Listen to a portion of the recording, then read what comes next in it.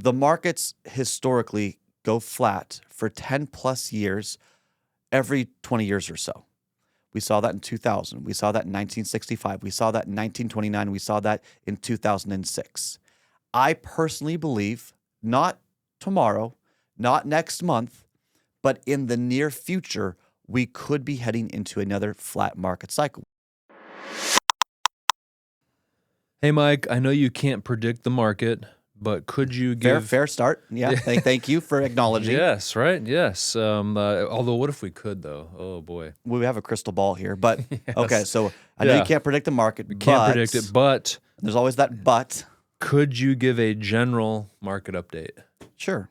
And this is as of where are we at? We're in July 2025. End of July, yeah. 2025. So if you listen to this in 2027, it's irrelevant. Yeah. But so you can't predict the market. Don't try to do that. Historically speaking, no one has successfully over and over again timed the market. Timing the market is defined as going to cash and then going in the market and investing and then cash and then investing. Okay. And then just to further the explanation here, because I'm hesitant to give this information out because it tends to cause fear or greed, the two things that destroy a portfolio. But investing is when you buy something based on its intrinsic value with the expectation it's going to grow over the next 5 to 10 years, and you just let it sit there. And then trading is when you are trading for a short-term time period, whether you're trading for the day, the week, the month, with the expectation that you're going to get out when you've found your inefficiency and capitalized on the alleged inefficiency of the market. Now, trading has higher risk than investing because of timelines, volatility, as in the ups and downs, and so on. So if I heard you right, trading is more a certain time period. Investing is sort of long-term, sort of buy and hold. Is that right? Yeah. Okay. Yep. I mean, and you need to be able to change the investment if something significantly shifts. Here's an example. FICO was a great investment for a long-term period of time. The FICO stock, the FICO scores when you get a mortgage, Credit score, yeah. Credit scoring, it was basically a soft monopoly. There wasn't any other really score that was honored by Fannie Mae, Freddie Mac, or a lot of these mortgage companies. Until recently, they started accepting other credit score systems. So guess what happened to FICO? It fell off a cliff. The price dropped because the intrinsic value or its competitiveness or its underlying position became less valuable. And so that's a situation where maybe you want to get out of it. You're not trading. You're just saying, oh, the landscape significantly shift and you might move on to another investment. Okay. So do you see the difference there? Yes. Okay. So with that said, what I'm about to say is probably the most important thing I will say today, this week, or even this month. Okay. Okay. And it's one of the market cycles that many people miss. Okay. Yeah. When I say many people miss, I'm including financial professionals as well. Okay. So the markets historically go flat for 10 plus years every 20 years or so. We saw that in 2000. We saw that in 1965. We saw that in 1929. We saw that in 2006. I personally believe not tomorrow, not next month, but in the near future, we could be heading into another flat market cycle. What does that mean? It doesn't mean that the stocks in your portfolio are just doing nothing for 10 years. It means they go up and then they crash very heavily. And then they go up and then they crash very heavily. But the price, including dividends being reinvested, is basically the same 10 years after the start. Does that make sense? It's a wild roller coaster and you end up where you started, like all roller coasters do. Oh, okay. Yeah. So yeah, you have all these like peaks, troughs, valleys, whatever. But at the end of that cycle, you still have the same money basically. Yeah. Yeah. So let me give you an example, okay? Let's go back to the year 1998. Oh yeah, I like that year. Yeah, it was a great year. Loved it. So in 1998, there was a quick crash that happened, okay? There was some concerns that certain banking and certain geopolitical risks and certain things were going on that caused, maybe the market might crash this time. But it didn't. It recovered really, really quickly. Kind of like Trump's, I'm going to draw some analogies here, kind of like Trump's, what do you call that? Not Independence Day, Liberation Day. Yeah. Okay, that scared some people, but it recovered quickly. Yeah. Okay. But if the market's going to shift that violently, that quick, something is going on. Why would the market shift that much? And you could say, well, tariffs and businesses and all these things, that's all true. But if the market was priced right, if financial companies had good financials, so not high debt, reasonable price earnings, and so on, it maybe wouldn't have shifted or jolted that much, that intensely. Okay. So we see a similar situation to 1998. Now, there are other things that you have to be aware of. Okay. This is the part where you turn the volume up, you tell everyone around you to shut up. Okay. I need to listen to this. Okay.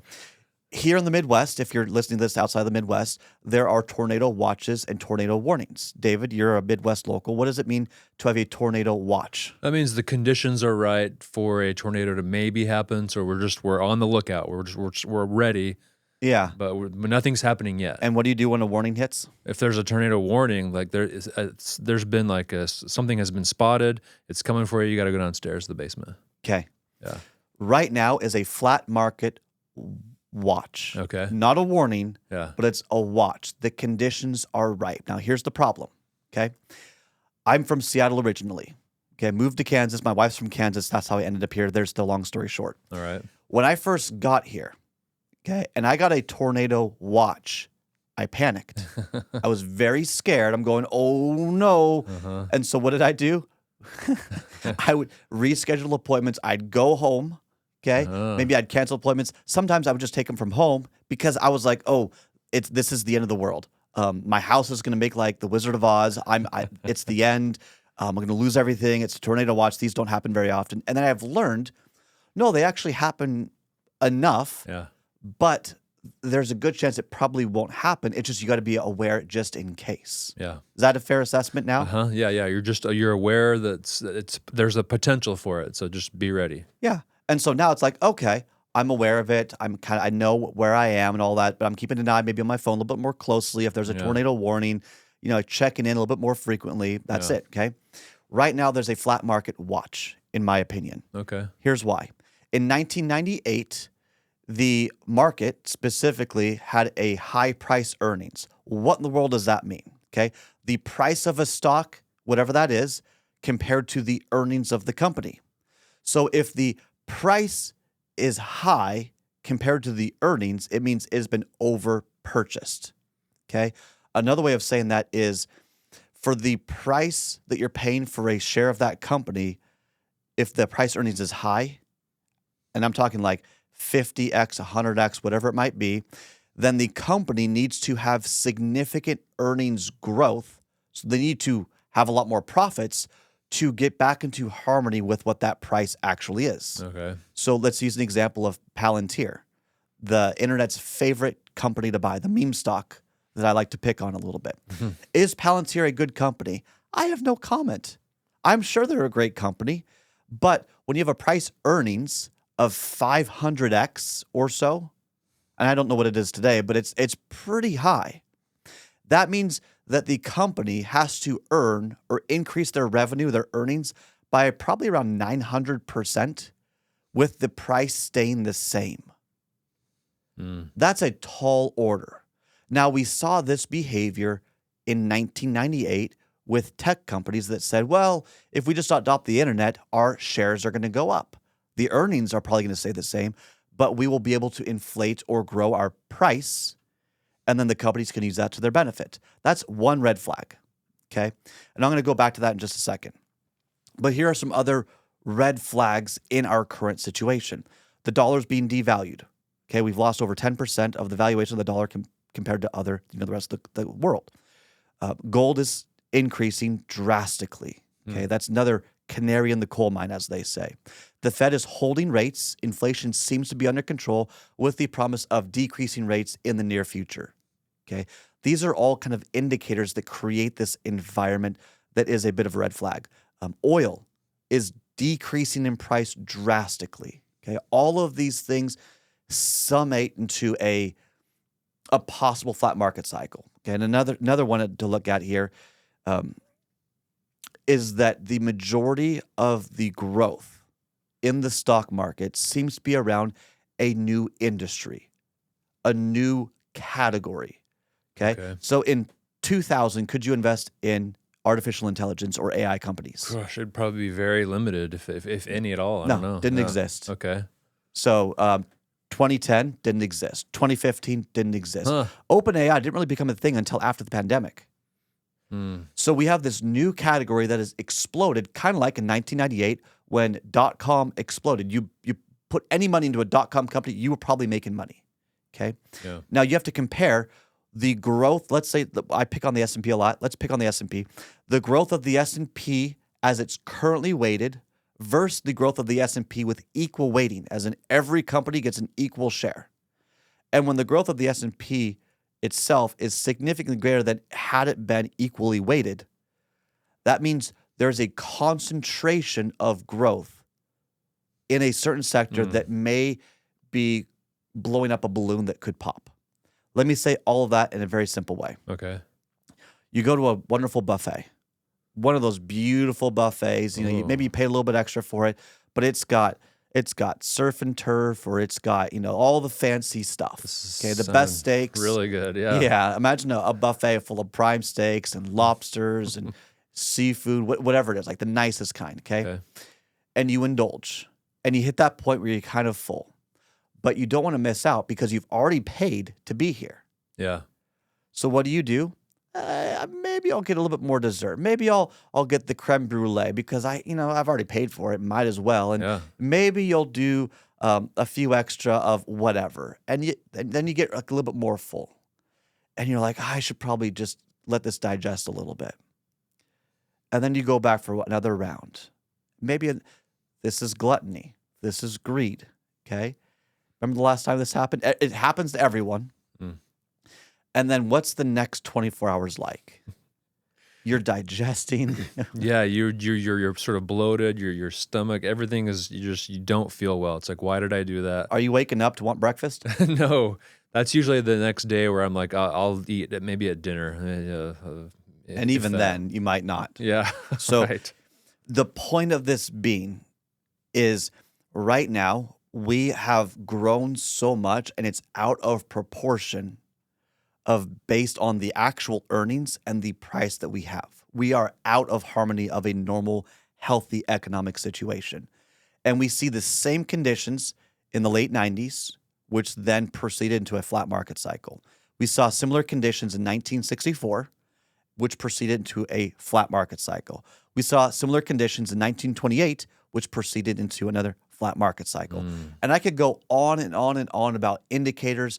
And it's just another one real quick is when the bond yield is inverted for as long as it has been. So short-term treasuries have a better yield than long-term treasuries. Okay. All these things distort an economy, distort the shares of a price, distort how the markets operate. And at some point, it's got to be digested. And based on very rudimentary charting, so technical analysis, to correct and get back into a normal situation would probably be a 50% correction. Well, so that sounds scary. Is it scary? Yeah. It's scary if you're not prepared. Yeah. It's scary if you're just a passive buy and hold portfolio person, maybe a DIY, then you've bought SPY and that's it. It's scary if all of your assets are in the market.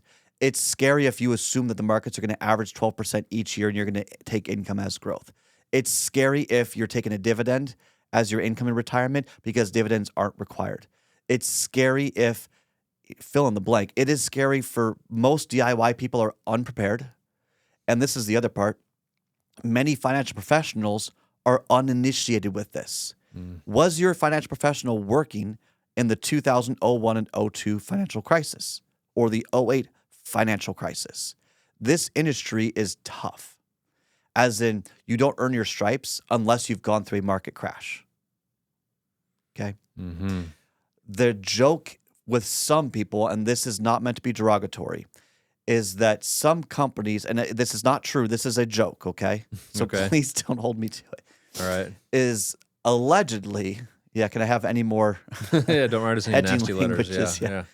Allegedly, many fund managers are fund managers that have never actually managed money in a market crash because they're more likely to take more risk. Because if they take more risk, there's more growth potential. If there's more growth potential, they're more likely to gather assets, which is how you get paid.